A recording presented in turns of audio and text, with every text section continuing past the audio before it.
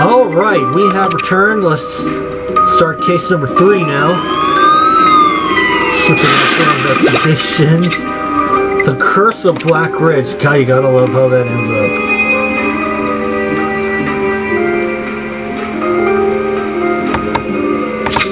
I should probably concentrate on driving, Matthew, but there's plenty of road between here and Black Ridge, so I might as well go over what we're doing out here.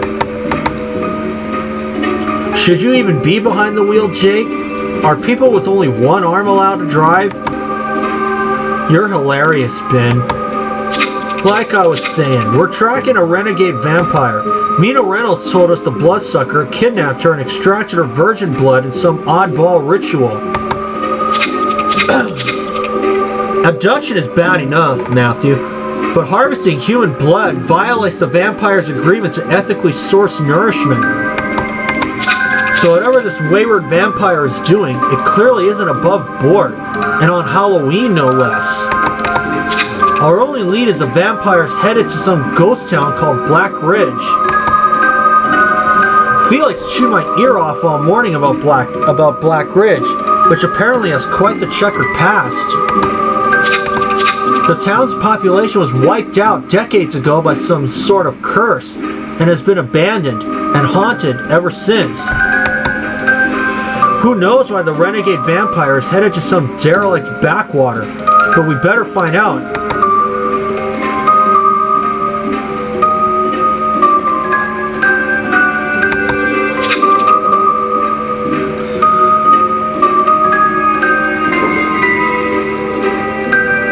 Now that we're here, Matthew, let's try to find this vampire before sundown. Gwen's still moping around her trailer after breaking up with her vampire suitor. So you and Luke spread out and see what you can find. We're on it, sir. Now, it might be Halloween, but the ghosts here in Black Ridge are allegedly real, so keep your wits about you. And if you come across anyone, pretend we're historians researching ghost towns. But Matthew, maybe you should do the talking.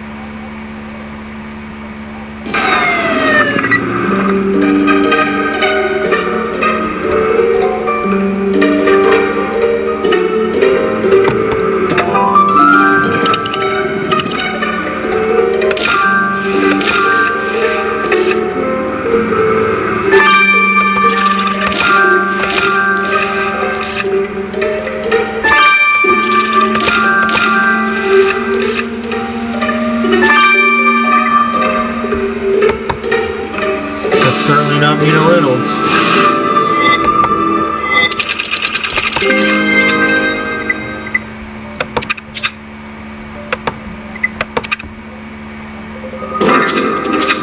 Oh man, that guy, he's practically been chopped up.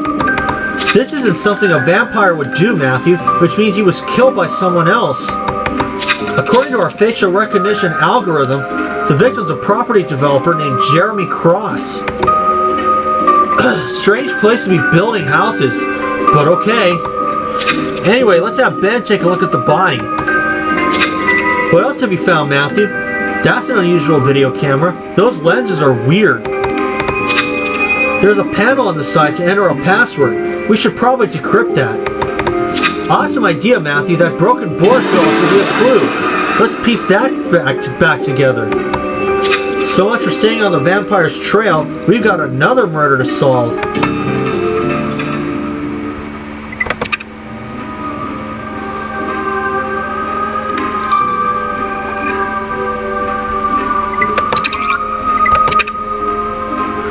We need to get some stars, folks, so sit tight. Alright.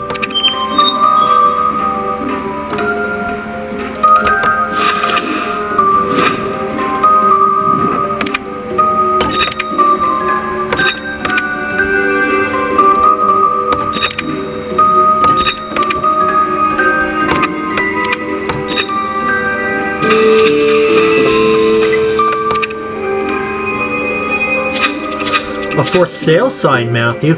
I guess Jeremy Cross really was selling houses in a ghost town. And someone had actually bought one too. One of the victim's clients is a valuable lead. Let's see who the satisfied home buyer is.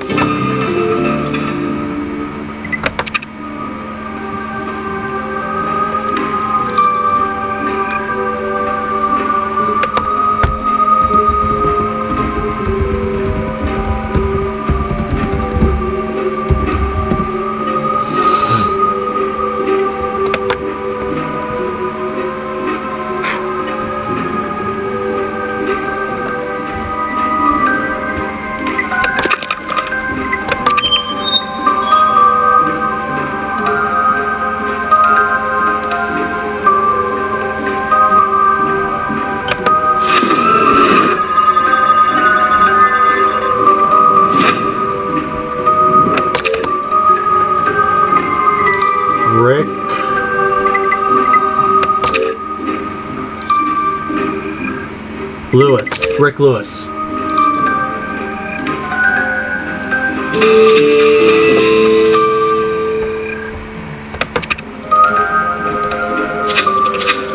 The person who bought a property from the victim is Rick Lewis, Matthew. We should ask Mr. Lewis some questions. And don't forget, we're ghost town historians.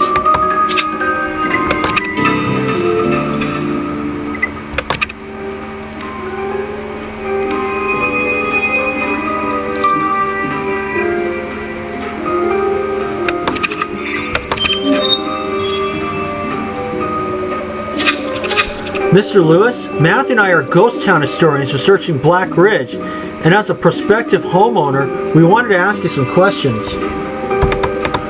Black Ridge heists, you mean? Black Ridge heights, you mean? Mr. Cross is transforming that ghost town into a bustling modern community. I can't wait to move in. Mr. Cross breaks ground next week. I'm afraid Jeremy Cross won't be doing anything next week. He's dead. Dead? Oh gee, that's terrible. We're trying to gather as much information as we can about Black Ridge. Had you known Mr. Cross long? I'd only met him a few times in his makeshift headquarters in the town's former sheriff's office. Oh gee, does this mean the development won't happen? I spent a fortune to live in Black Ridge Heights. We sympathize with your situation, but right now, Matthew, let's go explore the victim's office.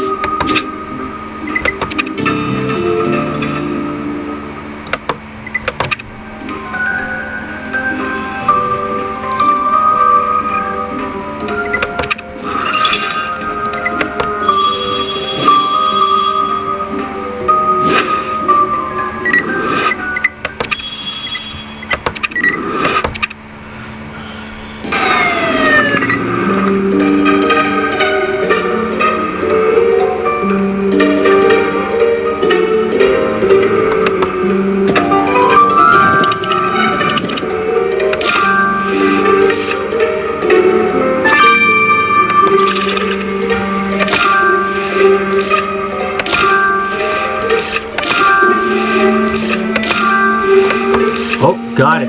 Photo.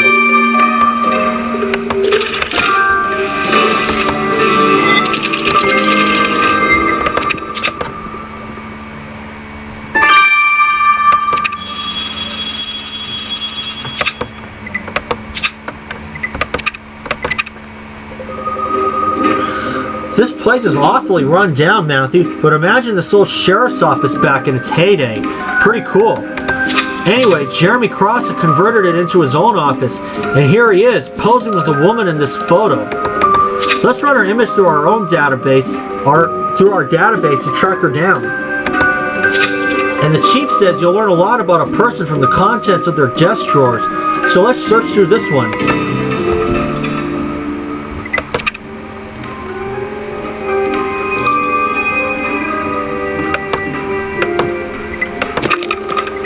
Get the lock camera out of the way first.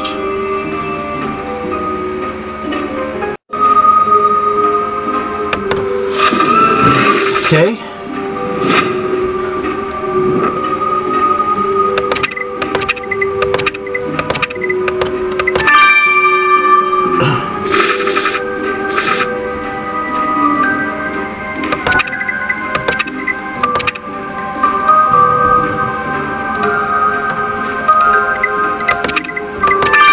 7616.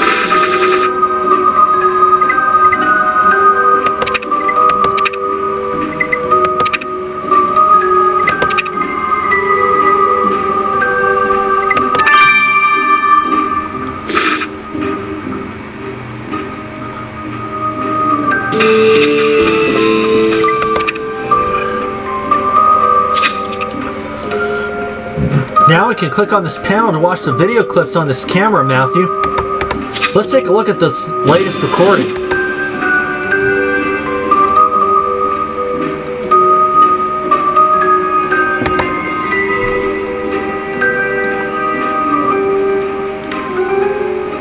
It looks like one of the crime scenes from Grimsboro in the first season. Wow, did you see that? A Class 4 free-floating apparition. Alright, Trendvitters, tune in for next week's episode, The Curse of Black Ridge, where I'll be shooting from a real-life ghost town.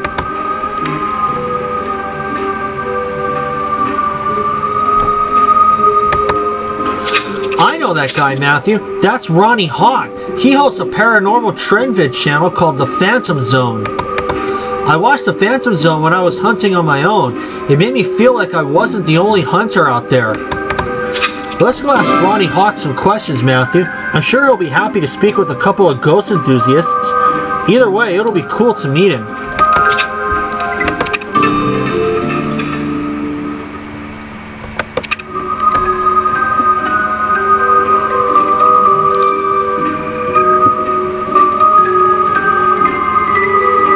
Need to get a few more stars first, so sit tight, everybody.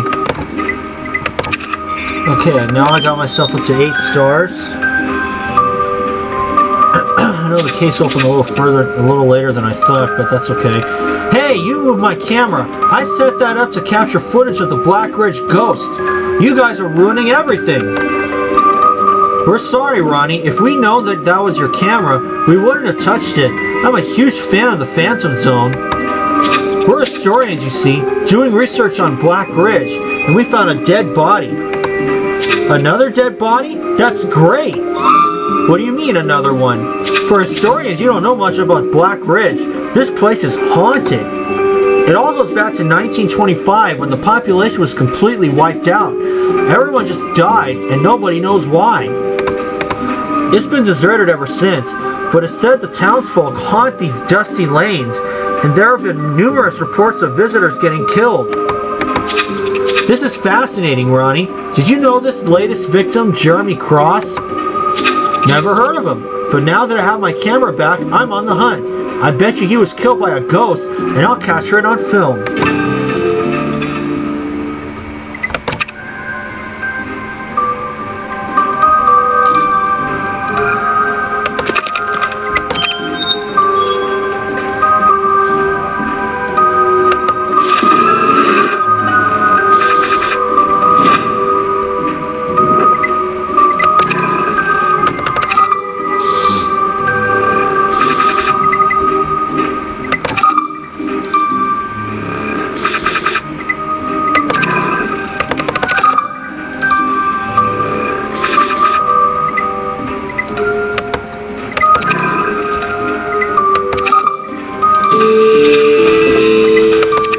Cross.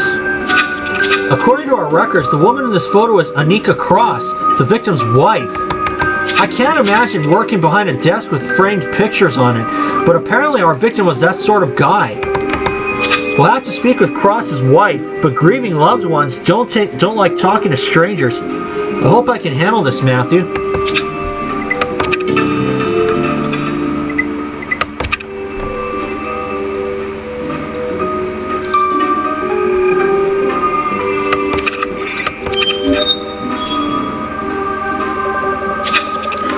Excuse us, Mrs. Cross. Well, it's about your husband.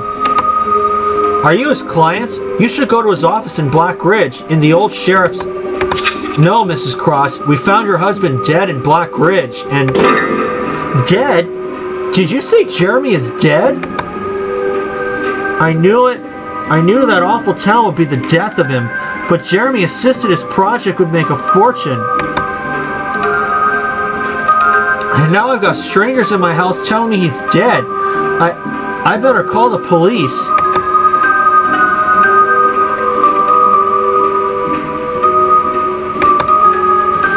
I knew talking to the victim's wife would be tricky, Matthew. But we better get out of here before the cops show up.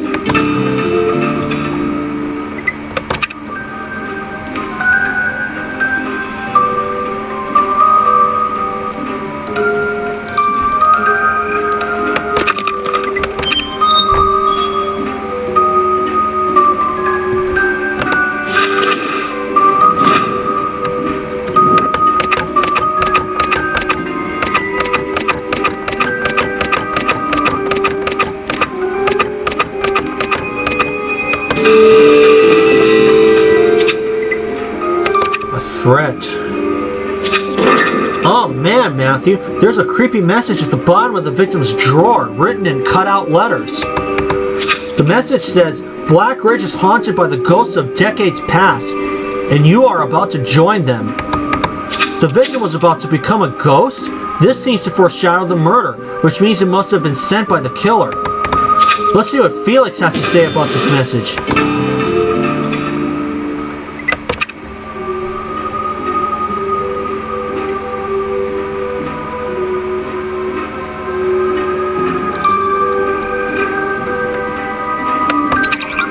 3 hours. I'll see you guys when this is finished.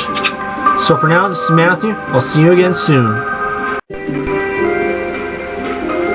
Okay, we are back. Let's get the results of the autopsy from Ben Shepherd. How you holding up, Luke? First, it's a dead Bigfoot, and now some dude's been chopped up in a ghost town. I'm fine. This may only be my second case with you guys, but I've been a hunter for years. Relax, kid, that's my point. The cases we deal with are pretty intense, and it's easy to get lost in the job. I'm just looking out for you. Speaking of cases, the killer sure did a number on your victim, Matthew. I counted 4 strikes in total, all inflicted with a wedge-like blade.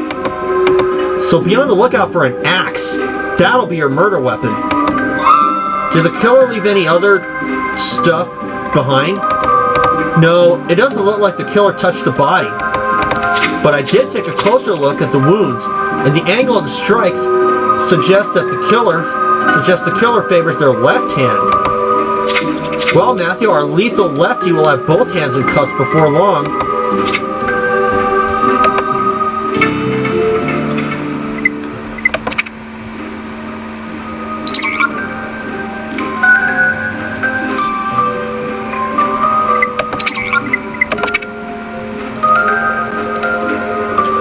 You'll never guess where I found your lunch dishes, Luke. My lunch dishes? When I wheeled into the kitchen this afternoon, I assumed they'd be washed up, drying near the sink, but they were still on the table, scraps and all. Sorry, Felix, but the chief needed me. I didn't have time to clean up, and Matthew doesn't need to hear about this. I suppose you're right. Just be glad Luke isn't your trailer mate, Matthew. Now, you'll probably hear about that message you sent me, and let me start by saying whoever killed Jeremy Cross is pretty dumb. How do you mean? These cutout letters, dude. Whoever sent this message tried to use them to conceal their identity. But I recognize the typeface of the letters immediately. They're cut from a paranormal magazine called The Spectral Plane. Not only that, the letters are taken from more than one issue, meaning the killer is a regular reader of The Spectral Plane. That's too bad for the killer, Matthew. I doubt they'll have The Spectral Plane in the prison library.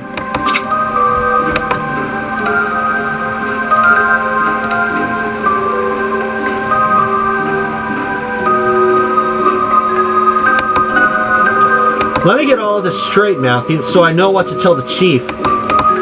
We're on the trail of a renegade vampire who for some reason headed to Black Ridge, a ghost town allegedly haunted by its cursed townfolk. Then we stumble upon a guy who's been hacked to death all on Halloween. So far, our leads are pretty thin. The victim's wife naturally took the news of her husband's murder hard. Rick Lewis, a hapless homebuyer, is spooked about how the murder will affect his property investment.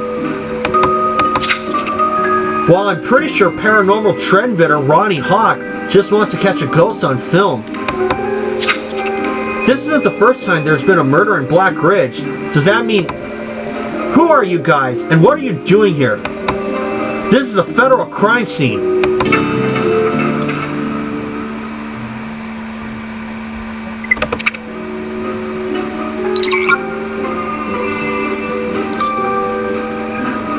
I'll see you guys for Chapter 2. Okay, we are back. Let's start Chapter 2 of The Curse of Black Ridge. We last left off with federal agents cornering us.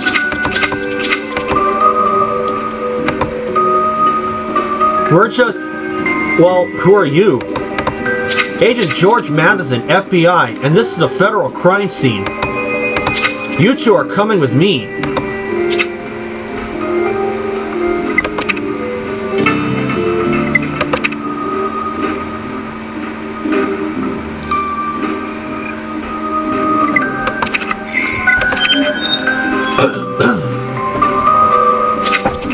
So you must be the ones who spoke with Anika Cross. She phoned the police saying her husband had been murdered in Black Ridge. And given the town's colorful history, the Nevada PD called me. Now I find you two poking around town, but no sign of any so-called murder victim. Well, the body's in one of our trailers. What? We're ghost town historians, and we found Mr. Cross dead. We thought we should get him inside, out of respect, you know. Alright, this is what is going to happen. You'll turn over the body immediately, and you better hope you haven't contaminated any evidence. Then you historians will get out of Black Ridge. You can't be wandering around a crime scene. Sure thing, Agent Matheson. You'll have our complete cooperation. Come on, Matthew, let's go.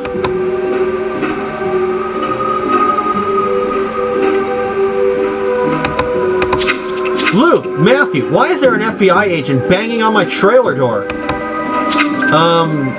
He's here because the victim's wife called the police after we spoke with her. It was only a matter of time before that happened, sir. Wait, you didn't tell the FBI who we are, did you? Of course not. I just played dumb. Now he thinks we're historians who stumble onto a crime scene. He won't consider us a threat. If we surrender the body, he'll leave us alone. This is either a stroke of luck for you, Fernandez, or you're smarter than you look. Either way, I'll deal with Matheson. You two expand your search in Black Ridge. We're not going anywhere until we find who did this.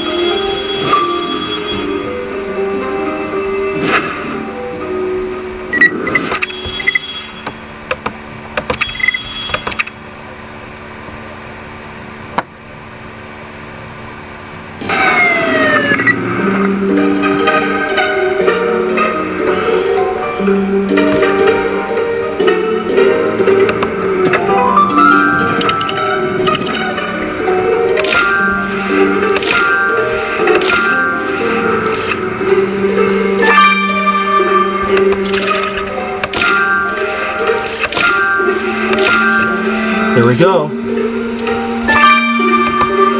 Victim's phone.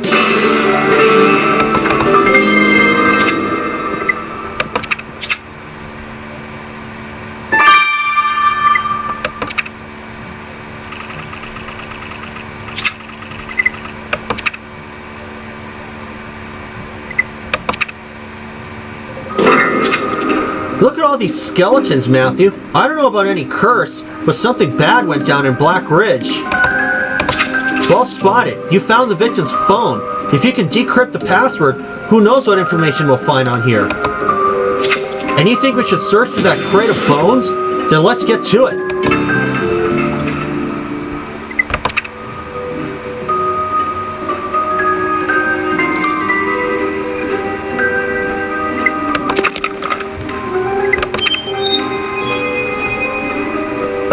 search through the crate of bones now.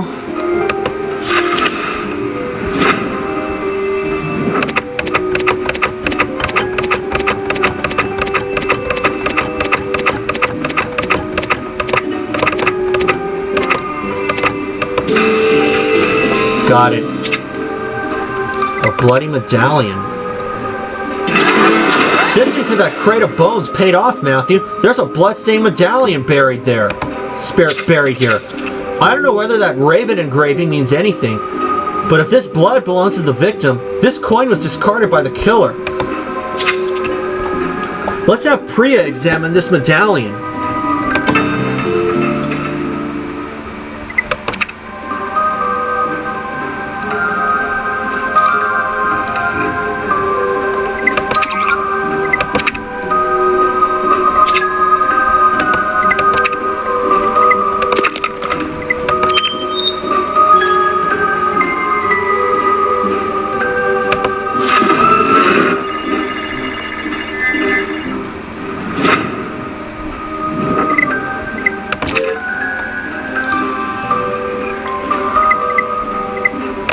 I gotta say that with Priya being a werewolf, it's a wonder that she doesn't get out much.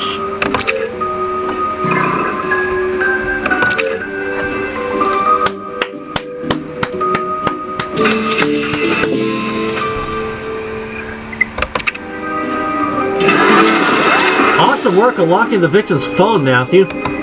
Jeremy Cross was called not long before the murder by a certain Leah Spencer. Here she is in his contacts. Leah Spencer is also a property developer just outside of Black Ridge. We'll need a cover story to speak with Miss Spencer, Matthew. We'll pretend we're buying a house.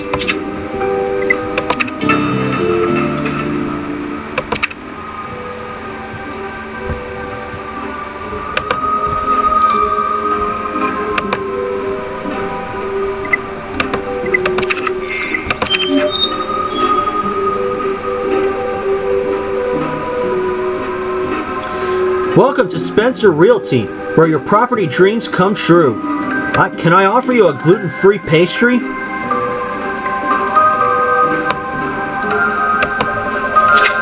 No thanks, but we're looking to buy a house. We tried getting in touch with Jeremy Cross, but it turns out he's dead.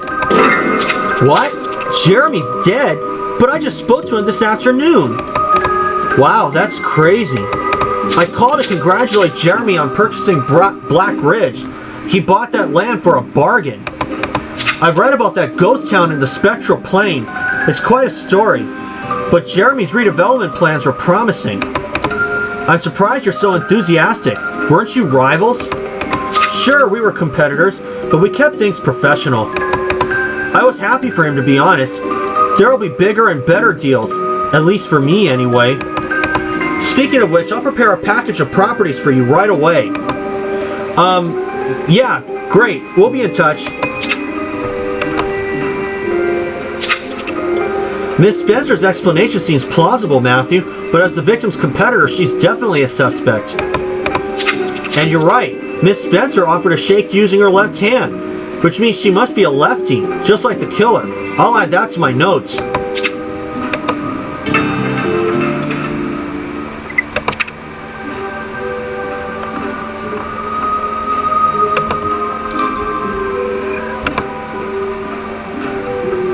I'll see you guys when the Bloody Medallion has run its course. See you then. Well, with Halloween in the books, welcome back everybody. It's now time to get the results of the Bloody Medallion. Do you want some coffee, Matthew? I've had 5 cups already. I didn't sleep well last night. I'm always restless just before the full moon. I should be used to it by now, given my affliction, but it never gets any easier. Anyway, moving on to that medallion you found. I can confirm the blood is a match for Jeremy Cross, and the sample is fresh, which means this medallion was discarded by his killer. That's good news. Is it an ancient artifact? Nothing so exotic. I do recognize it though, because my brother has one exactly like it. This medallion was a gift presented to participants of an exclusive poker championship in Las Vegas. Now the tournament is only open to the most experienced players, meaning anyone taking part, including the killer, is a seasoned gambler. So the killer gambles, do they? The odds of them getting away with murder aren't looking good. We're making progress, Matthew, but not enough to appease the chief. Let's take another look around the victim's office.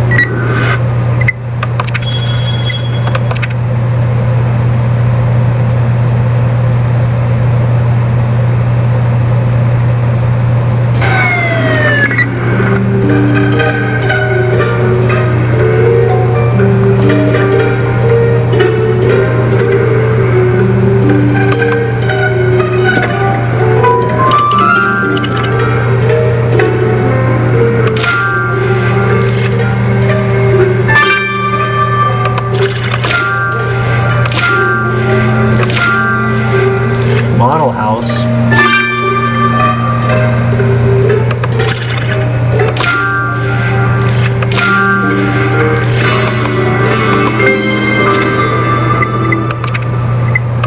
And I get the first star. Whoa, look at this scale model of a house, Matthew. Someone's nearly burned it to a crisp. This must be a replica of one of the houses Jeremy Cross was selling. But who'd do something like this? Let's dust it for fingerprints. And I wonder what that broken device is. Let's put it back together.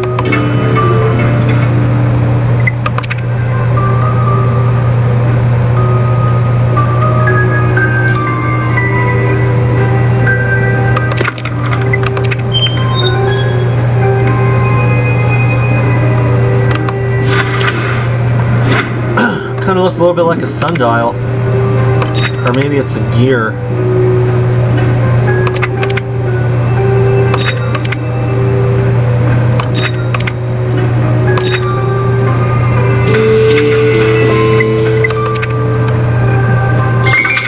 We put together that, whatever that digital device is, Matthew, but it's still not working. Let's see if Hope can do something with this device.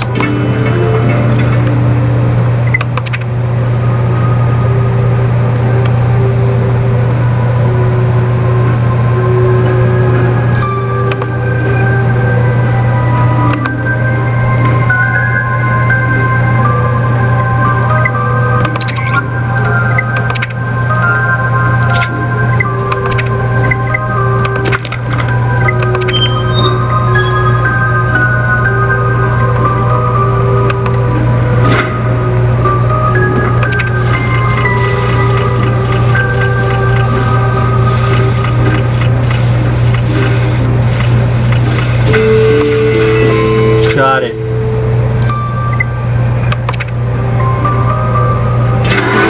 Nice work, Matthew. There are fingerprints all over this model house. If we can get a match on these prints, we'll know who went into the victim's office and destroyed it.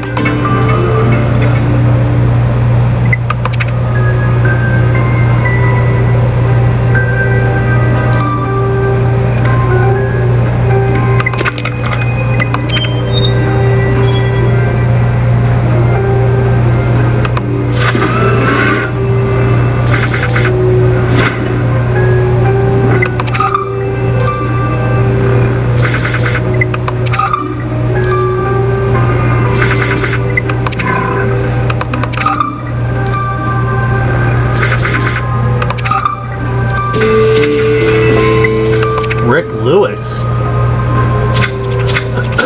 That's strange, Matthew. The fingerprints on this burnt model belong to Rick Lewis, that guy who bought a house from the victim. But why would he want to destroy a replica of his house? He seemed so eager to move in. Let's find out what's going on, Matthew. Remember, Mr. Lewis thinks we're historians.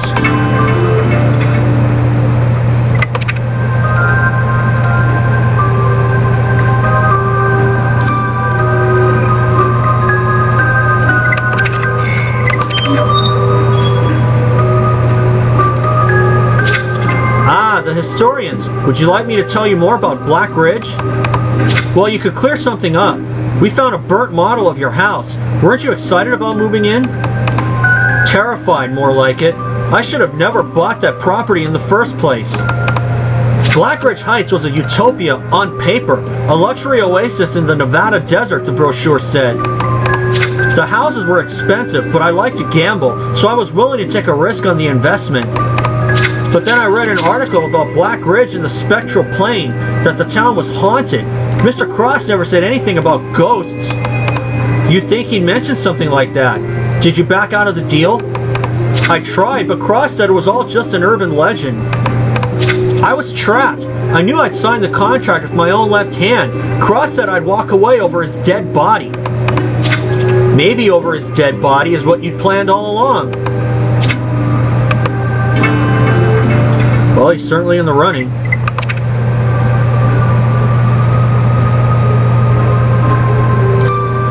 I'll let the restored device run its course. I'll have all stars collected by then. So for now, this is Matthew. See you soon.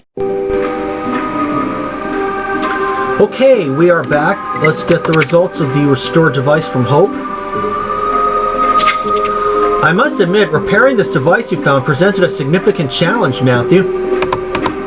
But now that it's working, I'm tempted to use it to scare Gwen out of her sour mood. She'll forget about her breakup in no time. Scare Gwen? How? This device is a hologram projector. Let me demonstrate.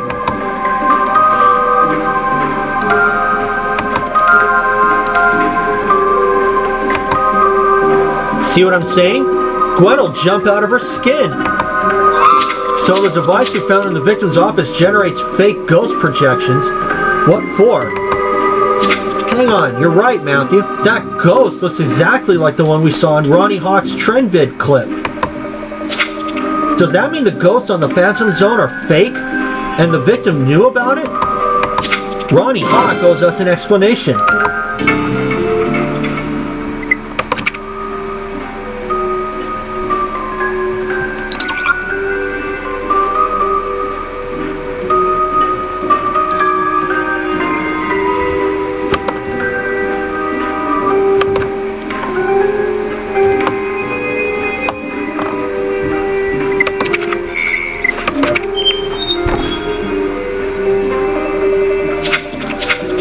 Holographic projector in Jeremy Cross's office, Ronnie. Did he discover you're a fake?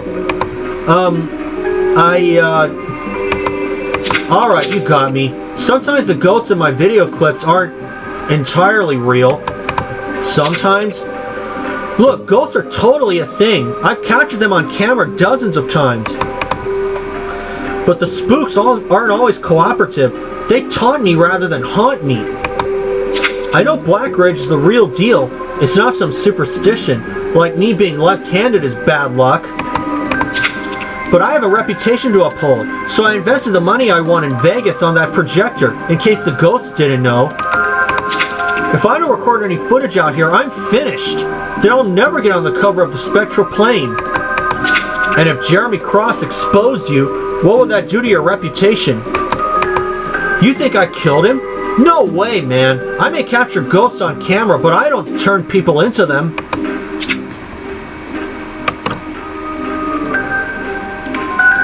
He just put himself in the running, though.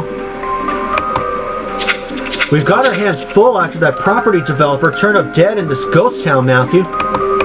His competitor, Leah Spencer, claims she and Mr. Cross had a healthy respect for one another.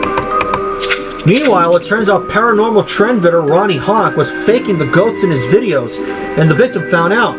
Would Hawk commit murder to protect his reputation? Then there's Rick Lewis, who was spooked about stories Black Ridge was haunted. It's possible he killed the victim to get out of his deal. To top it all off, FBI agent Madison wants to kick us off his federal crime scene. We better keep a low profile or...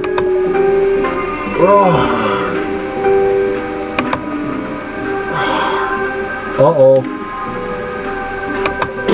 Ah!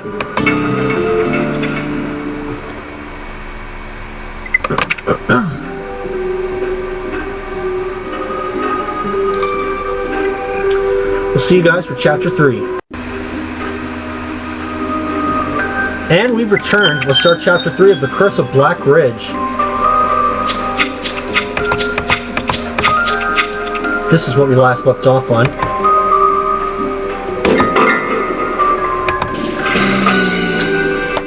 Oh gosh.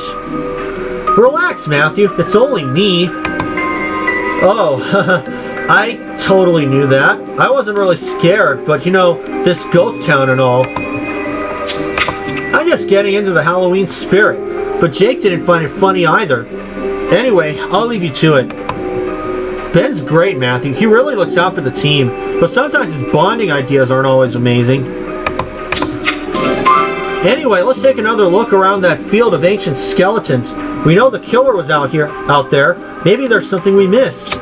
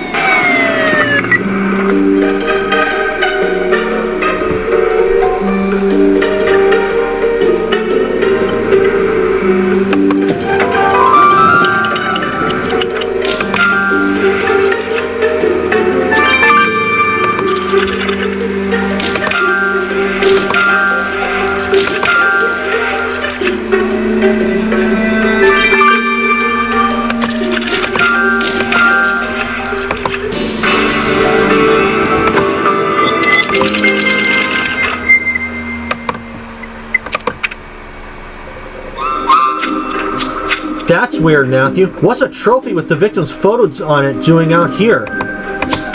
There's probably something engraved underneath these crumbs, so let's clear those away. And that briefcase looks out of place too. If we open up that lock, we might find out where it came from.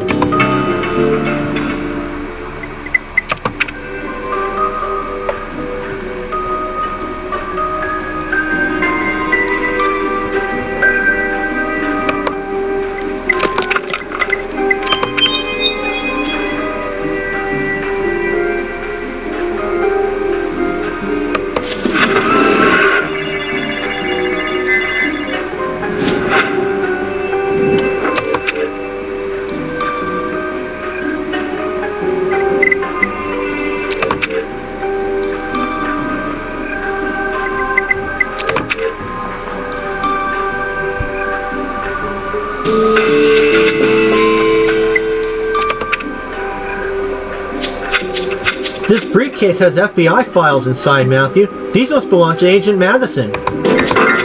And this classified dossier is about Black Ridge. Madison said Jeremy Cross's murder was declared a federal crime because of this town's colorful history. He clearly knows something we don't. But we might find answers in these files. Let's get them to Hope.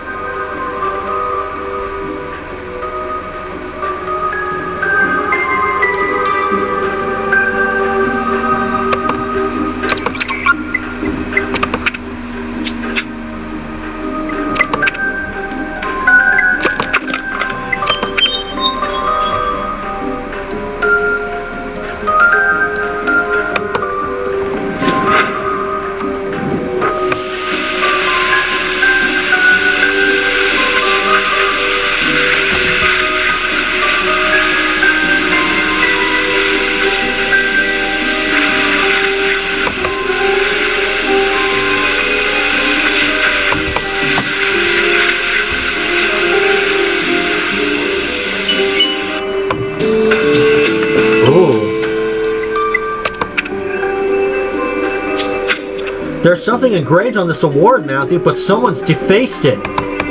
Instead of reading Developer of the Year, it now says Double Crosser of the Year. Clever wordplay, but this clearly has malicious intent. Let's put those crumbs under the microscope to figure out who did this.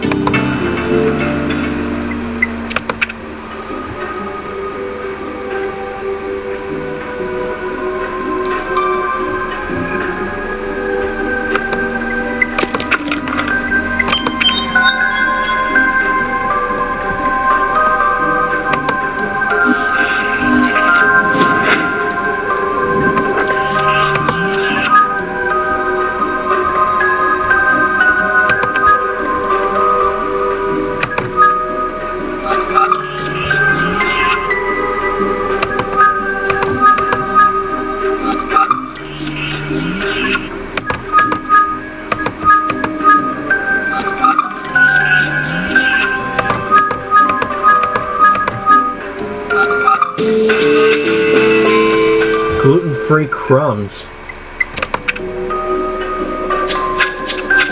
Those crumbs you collected off the victim's defaced award are gluten-free pastry scraps, Matthew. Wait, you're right. Leah Spencer, the victim's competitor, offered us gluten-free pastries at her office. So Miss Spencer did hold a grudge against the victim. Let's go ask Miss Spencer what the problem was.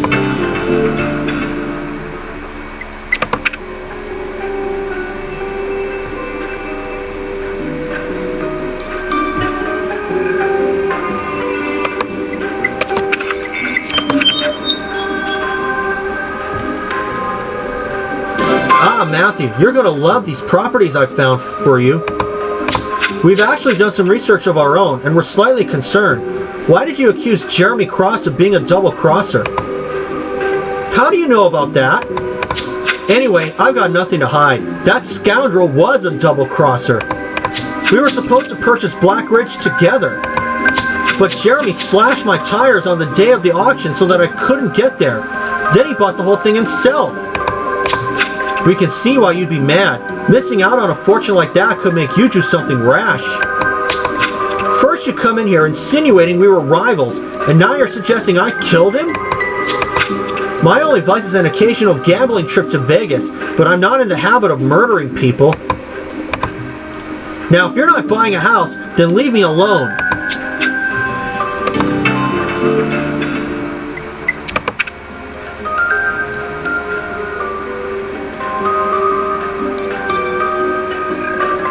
FBI files will run its course then. I'll see you all soon when that's finished.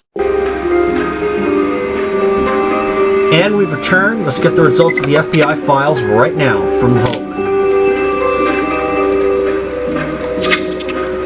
This is exciting, Matthew. We're breaking a dozen laws just by having these FBI files. And has committing a crime against the state been worthwhile? It certainly has. According to this dossier, although Black Ridge has been abandoned since the town's population mysteriously died out, numerous visitors to the town have been murdered. But not one of them has ever been solved. And in the latest murder, the FBI interrogated someone designated as Suspect Cross. What? Jeremy Cross was implicated in a previous murder in Black Ridge?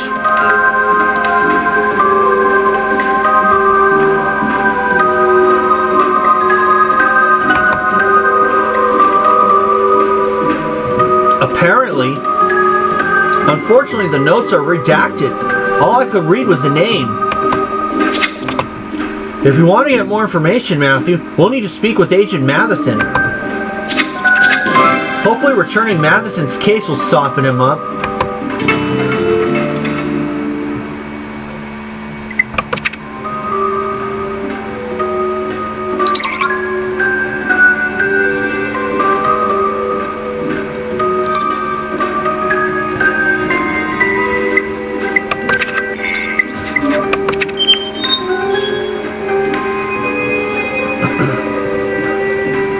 Matthew, what are you still doing in Black Ridge? We were just leaving, Agent Matheson, when we stumbled upon your briefcase. These files look pretty important. It's a good thing we found them. My files? Yes, they are important. I appreciate you returning them. Now, if you don't mind us asking, we couldn't help notice the file on Black Ridge. Is it true Jeremy Cross, that dead fellow, was implicated in a previous murder? That's classified information, Matthew. You shouldn't even open that. But just so you researchers don't spread misinformation, it wasn't Jeremy Cross we interviewed, it was his wife. What? Anika Cross was a suspect in another murder? That's a huge coincidence. Now listen, this isn't some ghost story from the spectral plane. These are real-life crimes. It's time you packed up your trailers and left.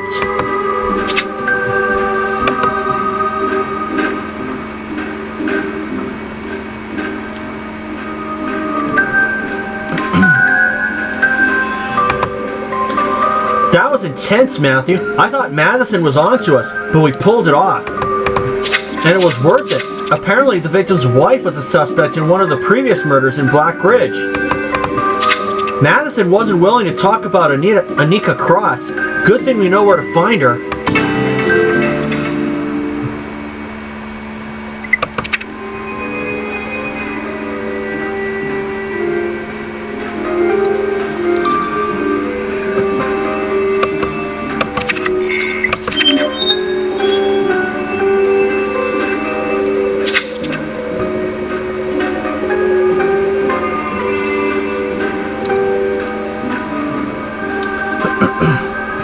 You're the ones who found my husband.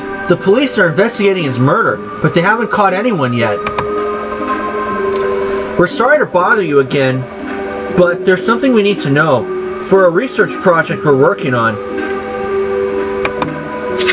We read an old newspaper article about a previous murder in Black Ridge, and your name was mentioned.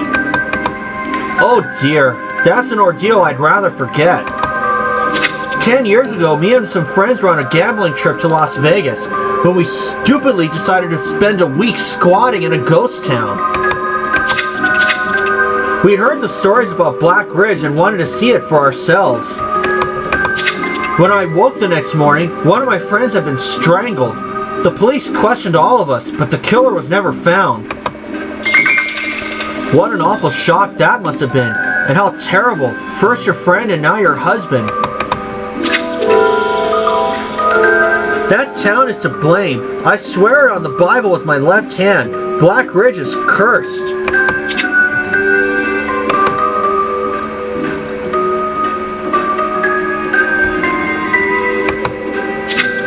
We're finally breaking through the ghostly fog of rumors and legends surrounding the murder of Jeremy Cross, Matthew. In my book, we have two prime suspects. Leah Spencer was furious Jeremy Cross cheated her out of a valuable property deal. A clear motive for murder. Then there's the victim's wife. Agent Mark Matheson told us that Anika Cross was suspected of a previous murder in Black Ridge. It could be bad luck, but what are the odds she'd be caught up in another investigation? We're still missing the final pieces in the puzzle, Matthew, so let's hunt for them on the crime scene.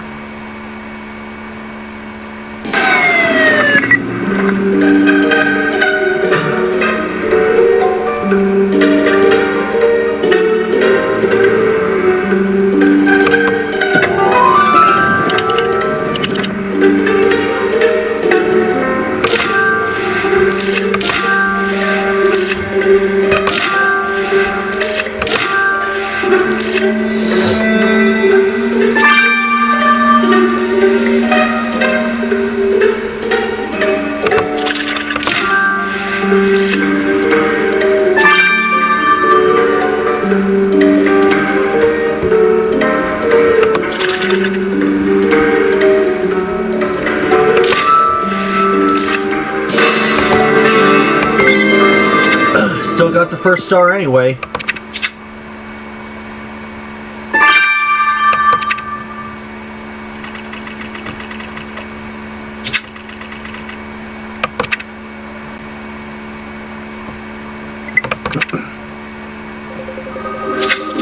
Whoa, there's blood all over that axe, Matthew. This must be the murder weapon. Good thinking. Let's get a sample of that liquid stain where the killer would have gripped the axe. And that magazine was pretty close to the murder weapon, so let's dust that off while we're at it. It's only a matter of time before we've identified our killer, Matthew. We're closing in to seal their doom.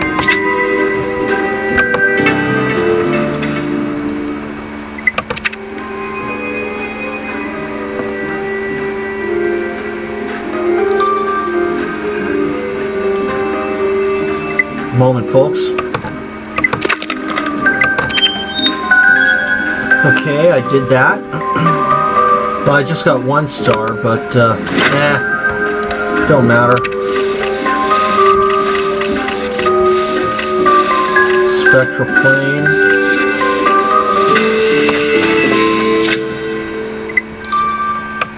I believe that's also kind of like a knockoff of Ghostbusters in a way. Good call on that magazine, Matthew. It's a copy of the Spectral Plane. This must have been left behind by the killer. Felix is the expert on paranormal magazines, so let's have him look through this issue.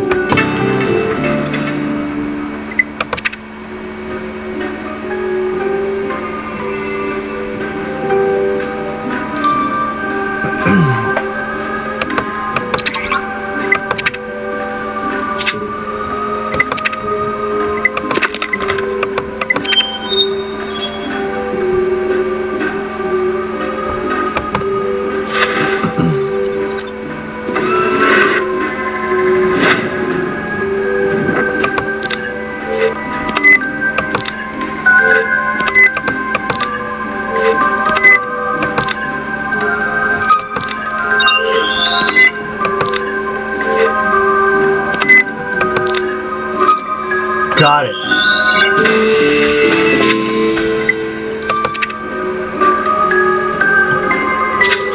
The FBI wants us out of Black Ridge like yesterday, Matthew. We need to wrap up our investigation quickly. So let's rush this liquid sample we collected off the murder weapon to Priya.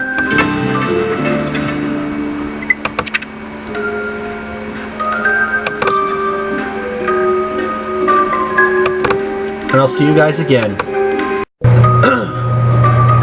Okay, we are back. Let's get the results of the magazine cover from Felix. We'll put a killer behind bars eventually.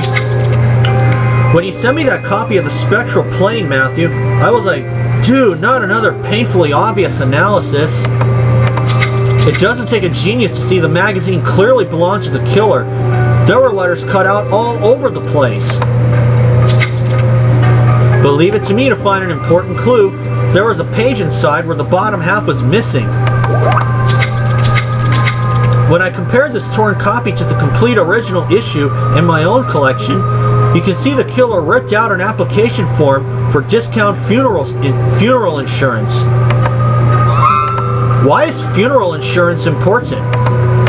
Because this policy is specifically for people under 40. So if the killer was applying,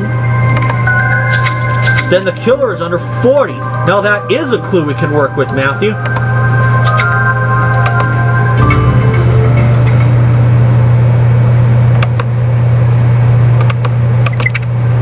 Okay.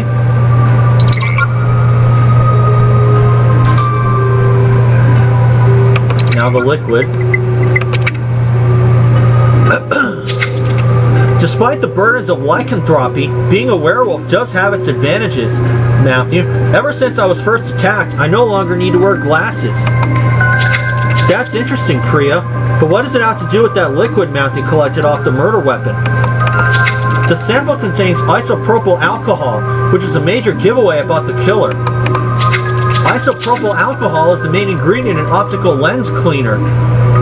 So if the killer had this on their hands, it means they're wearing glasses. That'll be easy to spot, Matthew. The killer's glasses will be as plain as the nose on their face.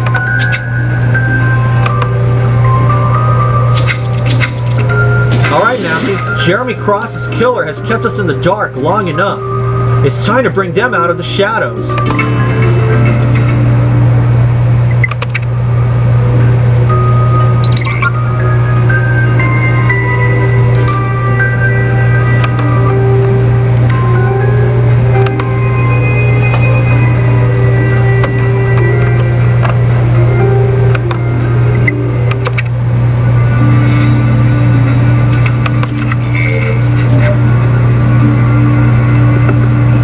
Those are goggles, I mean.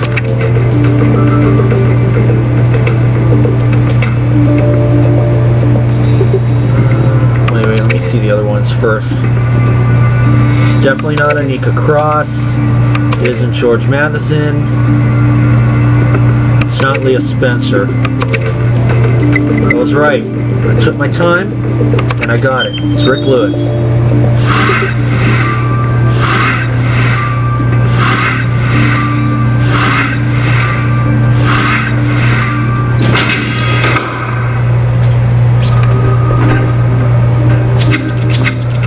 thought you'd get away with it, didn't you, Mr. Lewis? You killed Jeremy Cross, confident his murder would be blamed on the curse of Black Ridge. What? You think I murdered Cross? We know you sent him that threatening letter, trying to scare him as much as Black Ridge scared you. No, I would never. Then what happened? You confronted Cross, trying to pull out of your deal, but when he refused, you took matters and an axe into your own hands. You're familiar with Black Ridge's blood-stained past. Cross's death would be just another murder in a series of mysterious killings. I don't know what you're talking about. I never sent any letter, and I certainly didn't chop him up. It wasn't me, I swear. It was...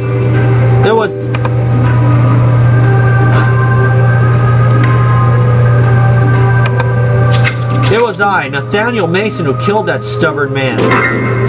Whoa! That's no hologram, Matthew. That phantom's real. Just take it easy. You think that toy scares me? These aren't just any bullets. One hit from one of these crystal rounds and you'll feel it. I have no quarrel with you, nor with this unfortunate fellow. No harm will come to him. But I need to possess his corporeal form to warn Jeremy Cross to leave Black Ridge for his own good. His own good? What do you mean? Black Ridge was once a flourishing community, and I was the most prosperous of all, owning a gold mine. But one day, one of my tunnels released a poisonous curse from the depths of the earth. The ground became sour. Within days, half of the townsfolk were sick. After a week, we were all dead. The curse of Black Ridge was caused by me. But why kill Jeremy Cross? Because the ground is still poisoned. The curse still remains. That new community he was building would be at risk. I urged Cross to stop building, but he wouldn't listen. I couldn't allow anyone else to be harmed. So you murdered him and those previous victims to keep people away? Yes, and you must leave too, before it's too late. You have until sundown to get out of Black Ridge, or your fate will be the same as Mr. Cross. Whoa, that was intense, Matthew. Now that the ghost of Nathaniel Mason is gone, we should revive Mr. Lewis.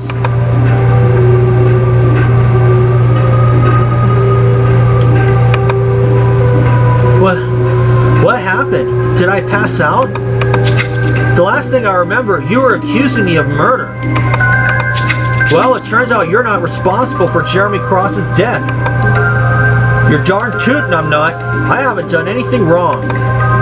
But there are a few hours this morning that I can't account for, and I'm still not feeling myself. I think I'll go lie down. Wow, Matthew, that's not how I expected that interrogation to go. Rick Lewis wasn't responsible for the murder. He was possessed by the ghost of a former Black Ridge resident, and he has no memory of it. Apparently the ghost, Nathaniel Mason, caused an industrial accident that wiped out the town's population, and he's been killing people to keep them away ever since. We obviously can't hand Rick Lewis over to the authorities. Nobody would understand he killed Jeremy Cross under ghostly influence. But we can hold that phantom responsible and make sure he doesn't hurt anyone else.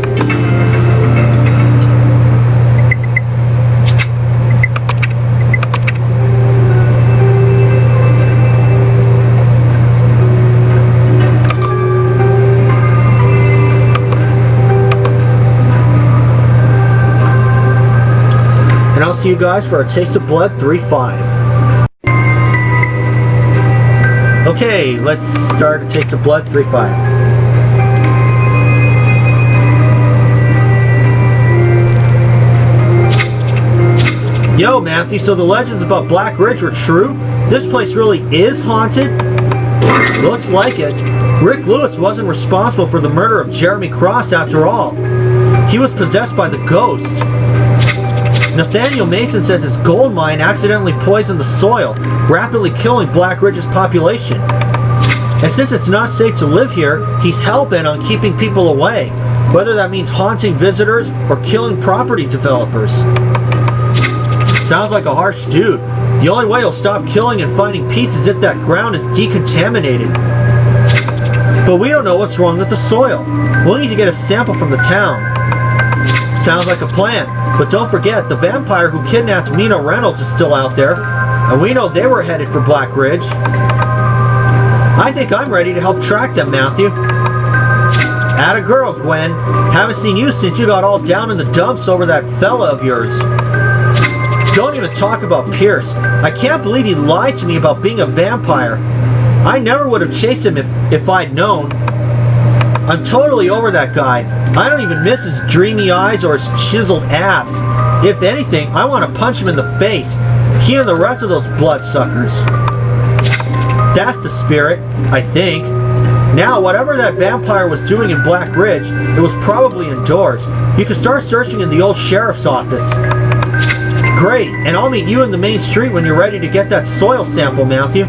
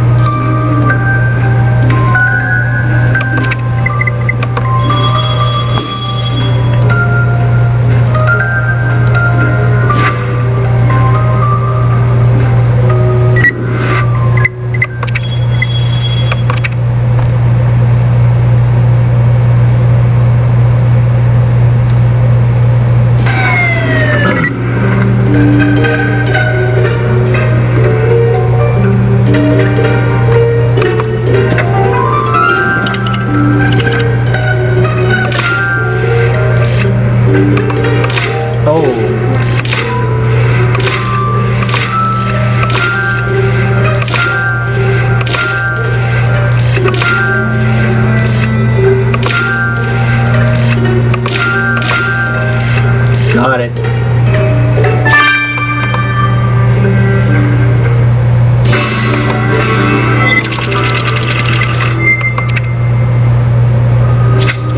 You know, Matthew, I said I was mad at Pierce, and I totally am. But sometimes I wonder what if we could have made it work. Even if he's a vampire, maybe it didn't have to end? No, that's just me being weak. I'm a hunter, darn it. I won't date a vampire. Just because he gets me so... Anyway, we're looking for a different vampire, Matthew. Let's start by searching under those wooden boards.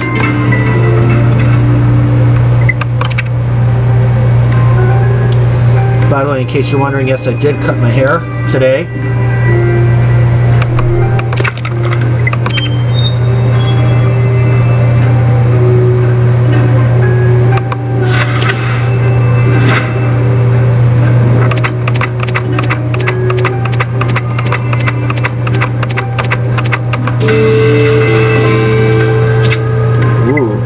Grimoire of Blood,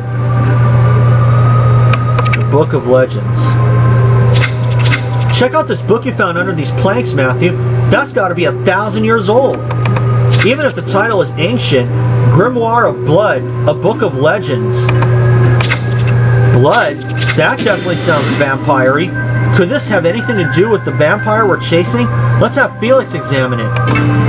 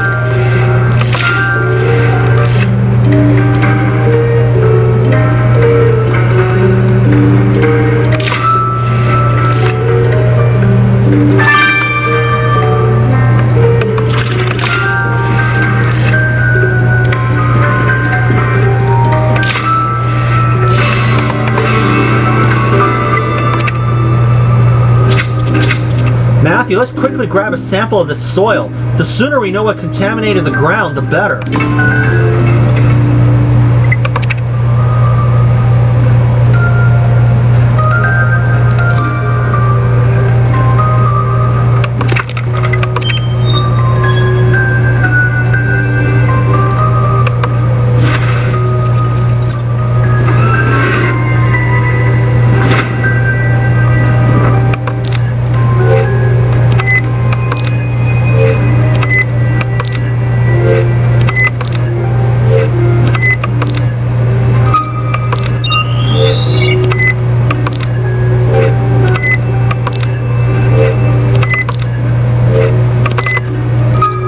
Got it. All right, Matthew, let's get the soil sample to Priya.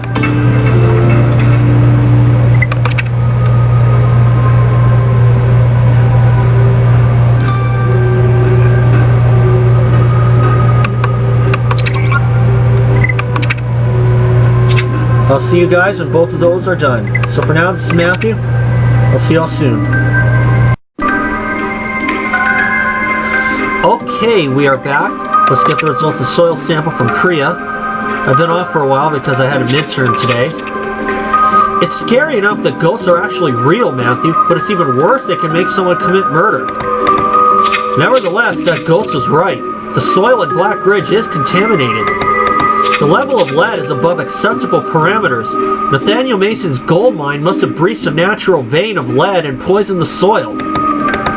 Are we in any danger? The contamination is harmful, but not as toxic as it was in Mason's day, and now we have the technology to fix the problem. Excuse me, folks. Sorry, guys, I had to take a Claritin. Might be coming down with a cold or something. The soil can be treated with phosphate, which binds itself to the lead, converting the element into non-toxic pyromorphite. The town will be perfectly safe. That's awesome. We should totally do that. Treating the soil of an entire town isn't something we can do ourselves. Someone like a property developer needs to hire a decontamination team. A property developer? Matthew, didn't Leah Spencer say she planned on buying Black Ridge with the victim? If she's still interested, maybe she can clean up the soil.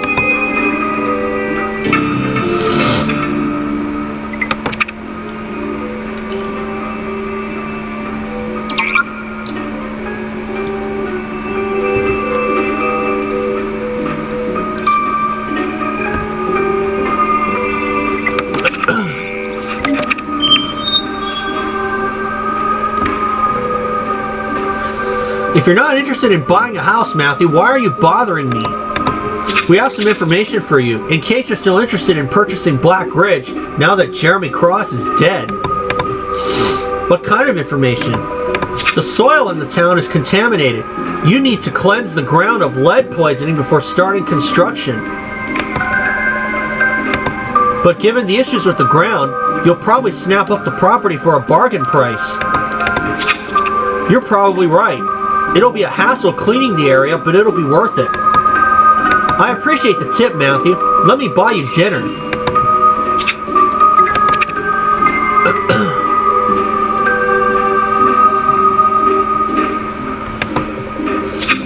That went smoother than expected, Matthew. Miss Spencer seems eager to restore Black Ridge to its former glory. The ghost of Nathaniel Mason can finally find peace once we tell him the news. Spirits who haven't moved on are often connected to their worldly possessions. Something that belonged to Nathaniel Mason can help us summon him. And you're right, Matthew. Looking out at that field of skeletons is a good place to start.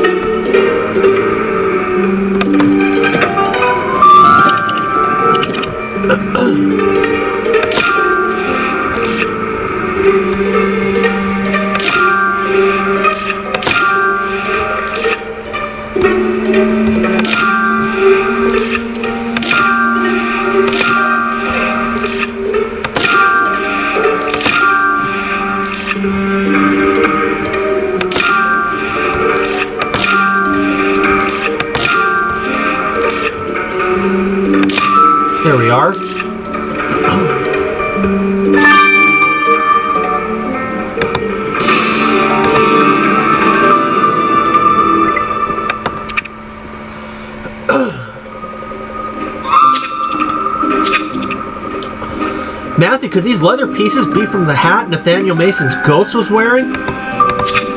If so, we can use it to summon him to help him find peace. Let's stitch these pieces together.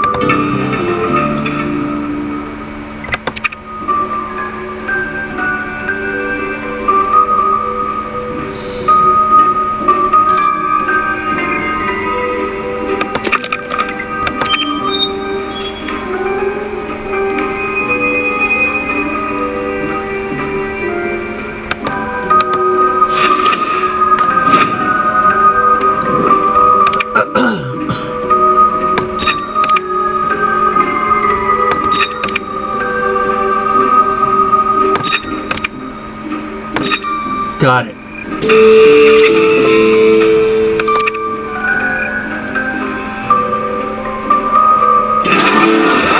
Nice work, Matthew. This is Nathaniel Mason's hat. His name's on the label. Mason's hat was lying right next to this skeleton. These must be his remains. They are.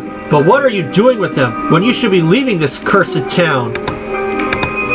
We have good news, Mr. Mason. We found a way to make Blackridge safe again.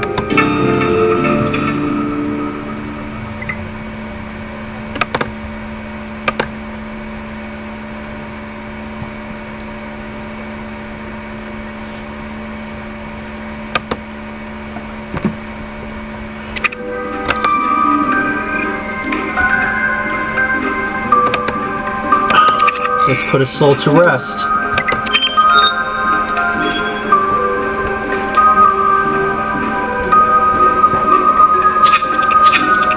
So you're telling me you can lift the curse over this town? Your science can cure this land?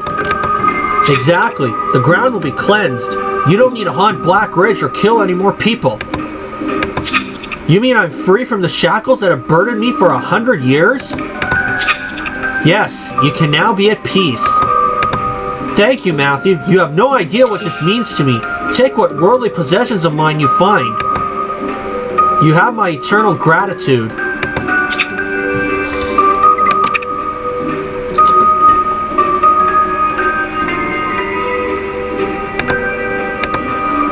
Not bad for a day's work, Matthew. We helped a restless spirit find peace, we gave a town its future back, and we scored some cash for the effort.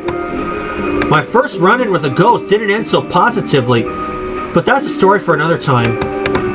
Anyway, the ghost is gone now, and as for Rick Lewis, we're the only ones who knows he committed the murder, but we also know he wasn't responsible for his actions. So I think what happened here is best forgotten, remembered only as the last Blackridge mystery. By now the others will have destroyed all the evidence we gathered. The FBI will never figure it out. The FBI will never figure out what? I think it's time you explain a few things to me, Matthew.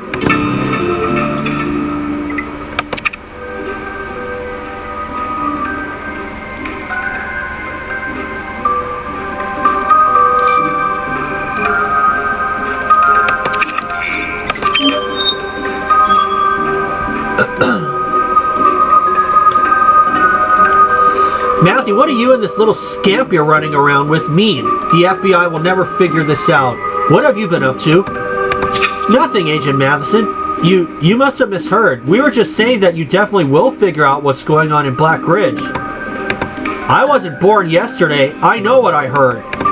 I've searched this town from top to bottom, and what have I found? Nothing, except you doing God knows what. I don't know who you people are or what your game is, but you made a powerful enemy today. I'll be watching you like a hawk from now on. Now get out of Blackridge before I have you all arrested.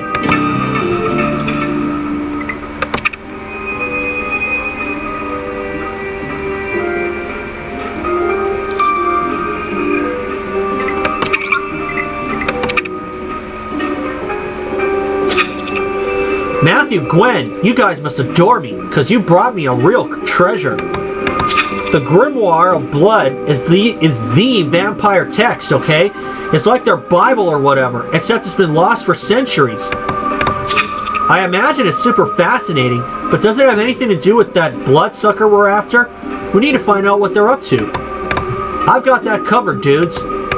The Grimoire of Blood describes a formula for an elixir of invincibility, a concoction that makes vampires impervious to sunlight and immune to wooden stakes. The page with the recipe has been torn out, but I've worked out the key ingredient. For the potion is the blood of a virgin. Blood of a virgin? Mina Reynolds told us she was a virgin. That must be why the vampire kidnapped her. The thought of even just one invincible vampire is terrifying, Matthew. They'd be unstoppable.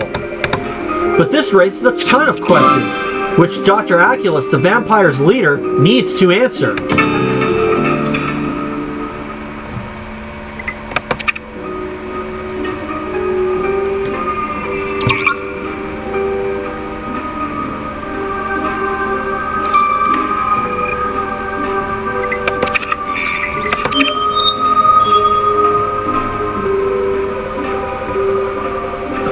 Matthew, Gwendolyn, I'm always available to you and your band of hunters, but at this immediate juncture my mind is occupied with concerning matters.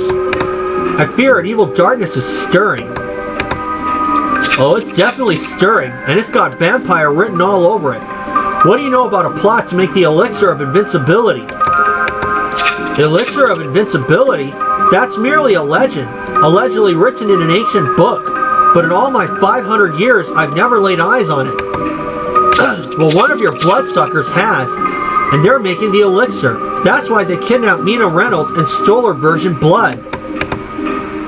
What you're saying is preposterous. It exceeds the bounds of imagination. None of my family would engage in such foolhardy behavior, however strong the lure to walk in the sun is. A lure I see you're not immune to yourself, Doc. I assure you, my dedication to our peace deal is unwavering. I shall redouble my search for this wayward vampire, and please take this as my thanks for the tidings you have brought me.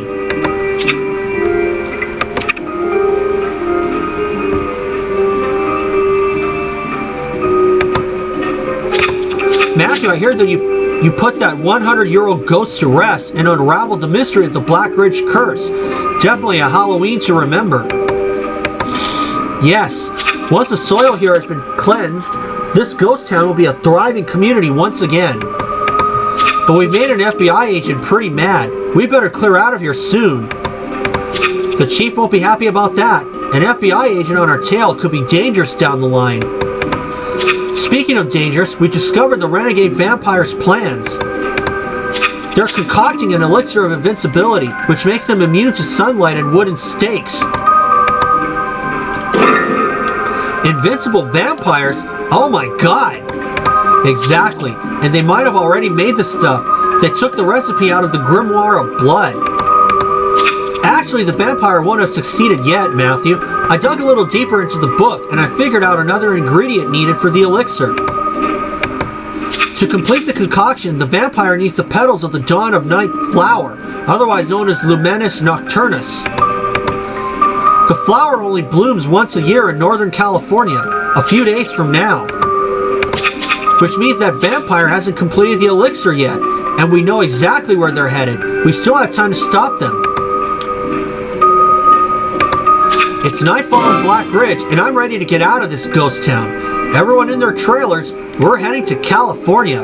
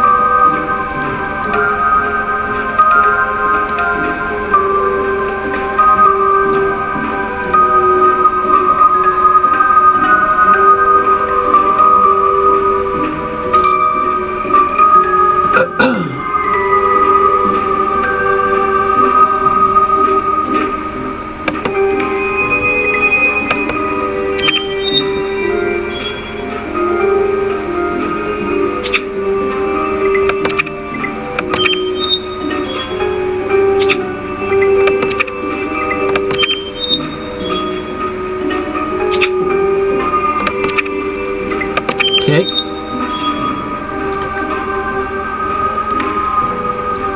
Pretty sure the new case hasn't opened yet. We'll see. November 7th. Yep, that's tomorrow.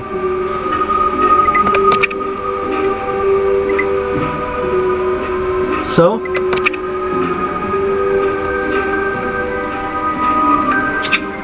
that'll do for this.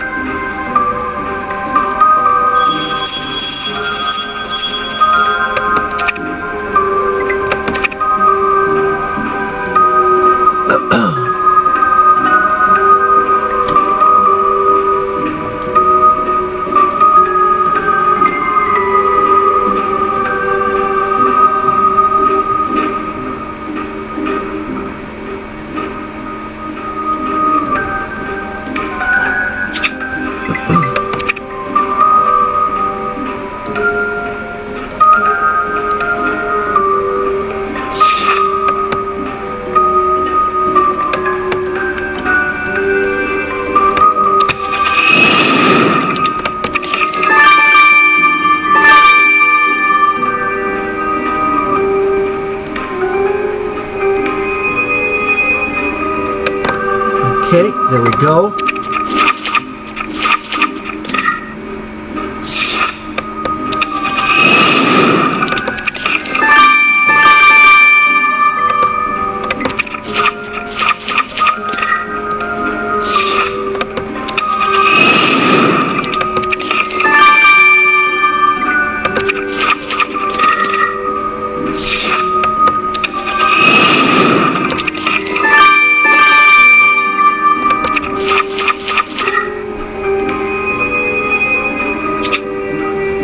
Oh, hold on.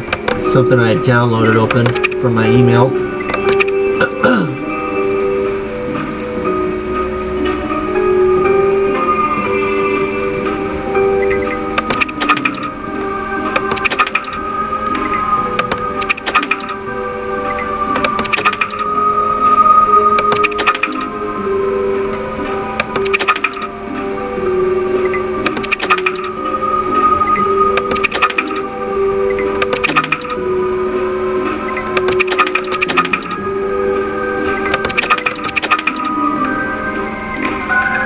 No. Okay, oh yeah, that's it. Okay. So I'll see you guys. For the next case. For now, this is Matthew. Catch you later.